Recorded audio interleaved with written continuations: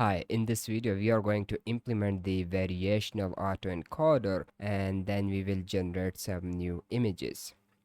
Firstly, let's import the required libraries. So TensorFlow, and then from TensorFlow import these layers and make sure that you are connected to GPU because training GANs are computationally intensive task.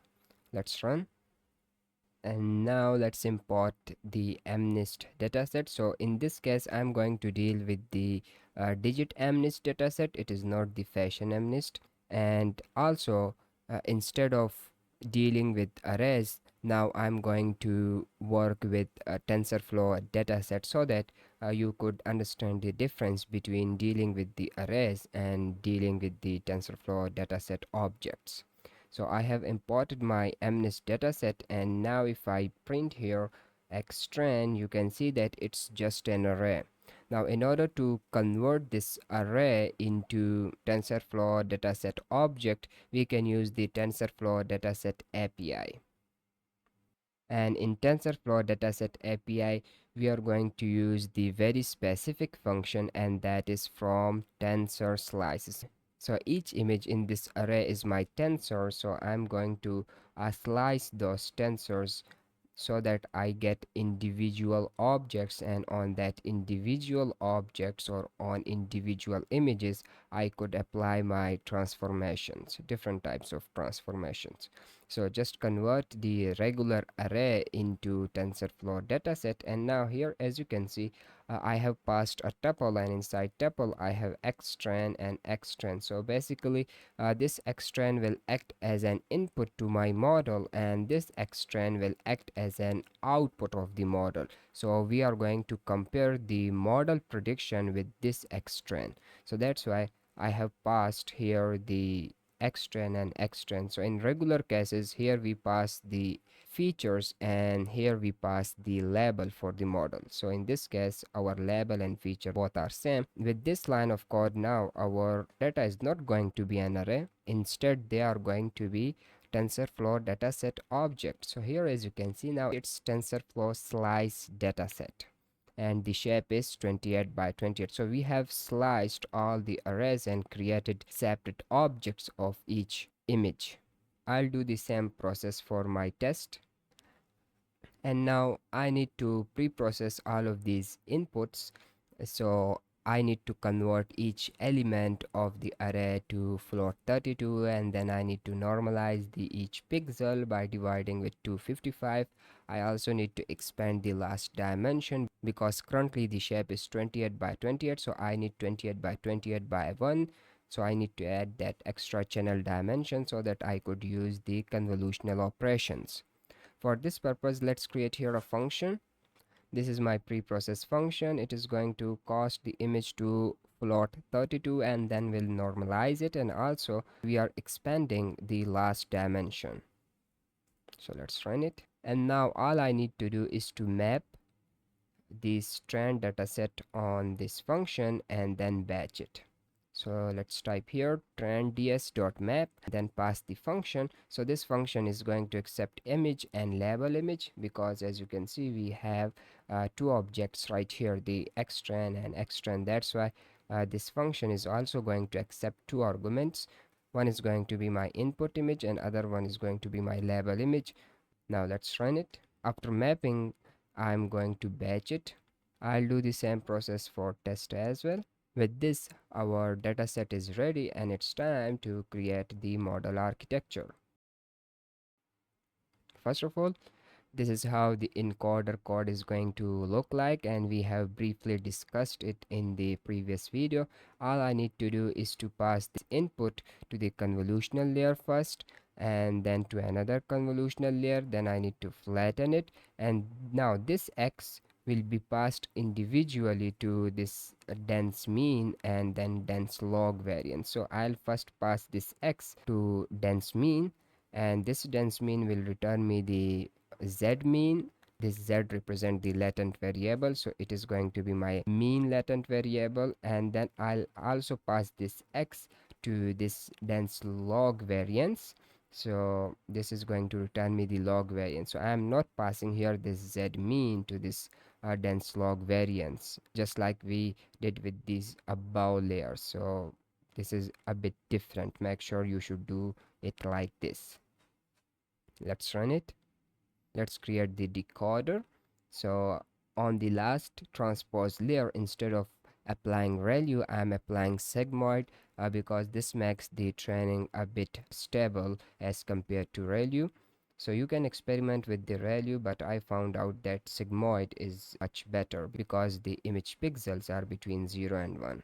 And now let's create here our sampling layer. So in sampling layer, I am not going to use this def init because I don't have any layer. All I'm doing in this sampling class is to sample from a normal distribution, which I'll call epsilon, and then multiply that epsilon with variance and add mean.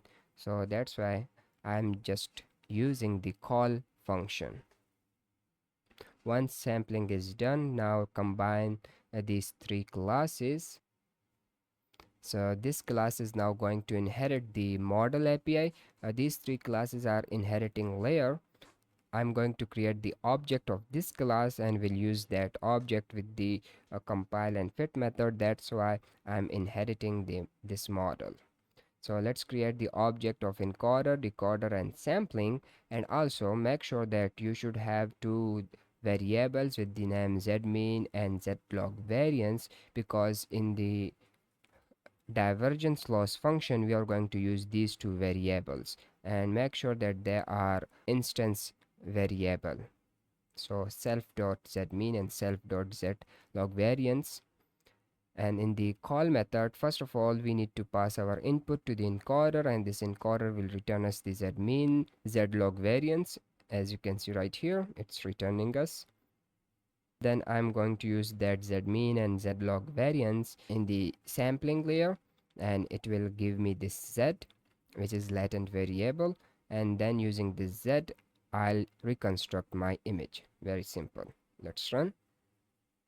Now let's create an object of this, and let's define here our divergence loss function. So I'm going to use this divergence loss function as a matrix as well. So that's why I need to pass here these two extra arguments, the y true and y pred. This is the requirement of TensorFlow engine.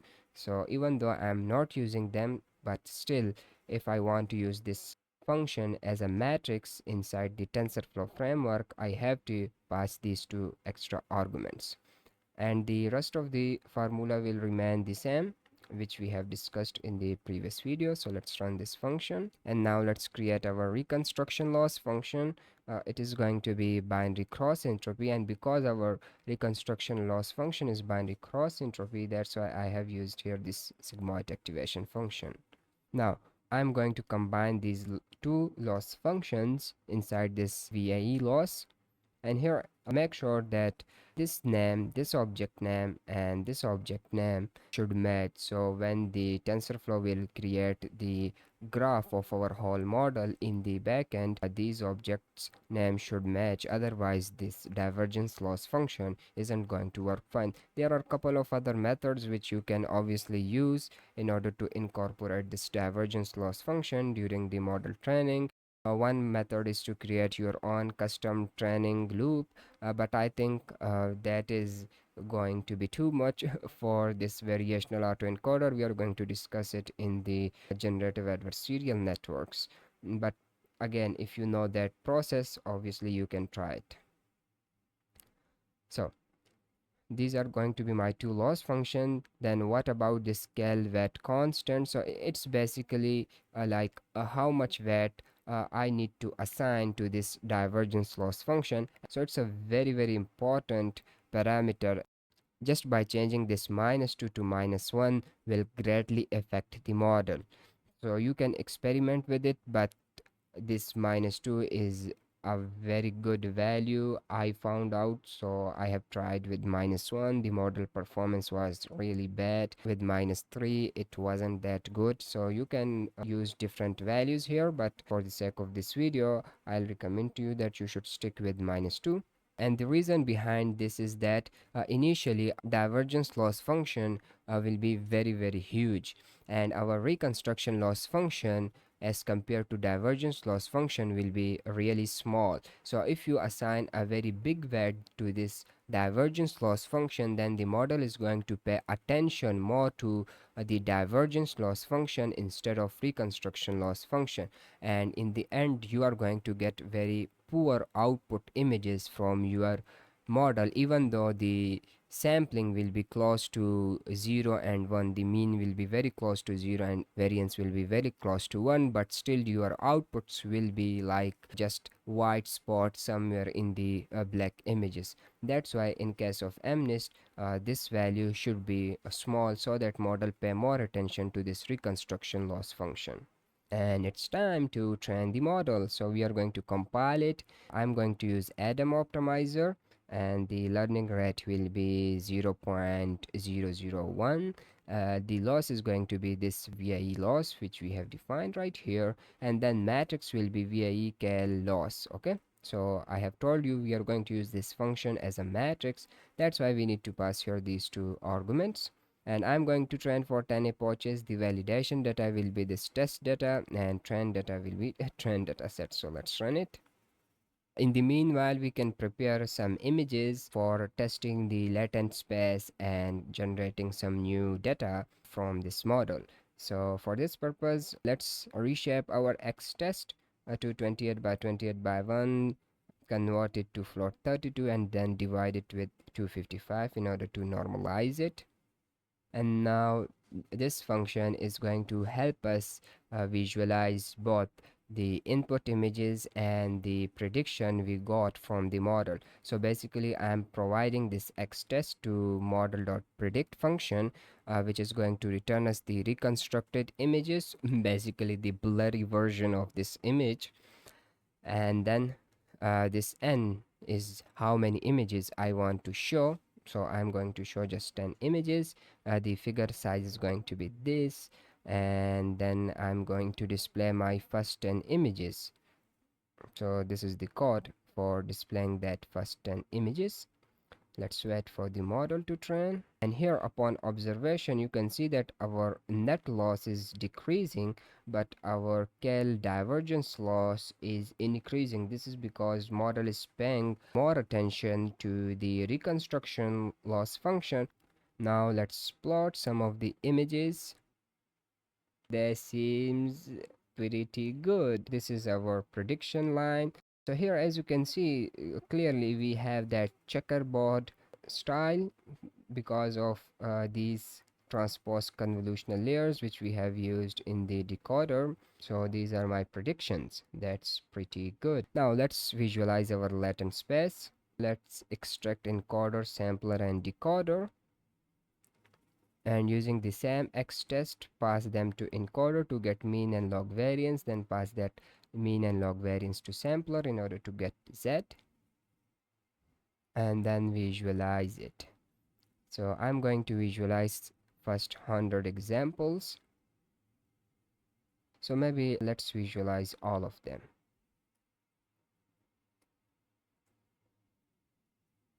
And yeah, here as you can see, all of our samples are close to each other, so this means our divergence loss function is working quite good. So if you compare this image with the autoencoder images, they were like very far from each other, but in this case it makes a single blob right in the center, and the mean is right here, which is 0.